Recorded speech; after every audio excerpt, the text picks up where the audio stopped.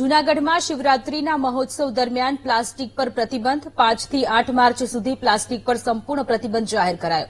મેળામાં પ્લાસ્ટિકના વેચાણ અને વપરાશ પર પ્રતિબંધ લગાવાયો. પર્યાવરણને થતા નુકસાનને અટકાવવા માટે તંત્રને નિર્ણય. ગિરનાર પર પ્લાસ્ટિક પ્રદૂષણને લઈ હાઈકોર્ટના કડક વલણ બાદ જાહેરનામું જાહેર કરાયું.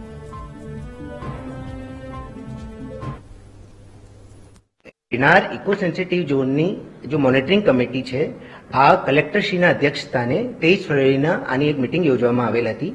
આમાં ઇકો સેન્સિટિવ ઝોનમાં આવેલ 27 ગામો, ગિરનાર અભયારણ્ય તથા જો દાતાર જૂની તથા નવી સીડી છે આમાં સંપૂર્ણ રીતે પ્રતિબંધ મૂકવામાં આવ્યો છે. આ મિટિંગમાં આ નિર્ણય લેવામાં આવ્યો હતો કે ટોટલ પ્લાસ્ટિક પ્રતિબંધ માટે ટોટલ 6 ટીમોની રચના કરવામાં આવશે. એ 6 ટીમોમાં 3 ટીમ તો સ્ટેશન મતલબ સ્ટેશન રહેશે જ્યાં અમે ફ્રિસ્કિંગ કરીશ. તો એ 3 ટીમો ઓલરેડી 24 કલાક કાર્યરત છે દાતાર સીડી, નવી સીડી અને જૂની સીડીના એન્ટ્રી પોઈન્ટ માટે. અને 3 ટીમો મોબાઈલ રહેશે. મોબાઈલ એટલે કે એ 27 ગામોમાં જઈને પ્લાસ્ટિક પ્રતિબંધનો અમલવારી કરાવવામાં આવશે.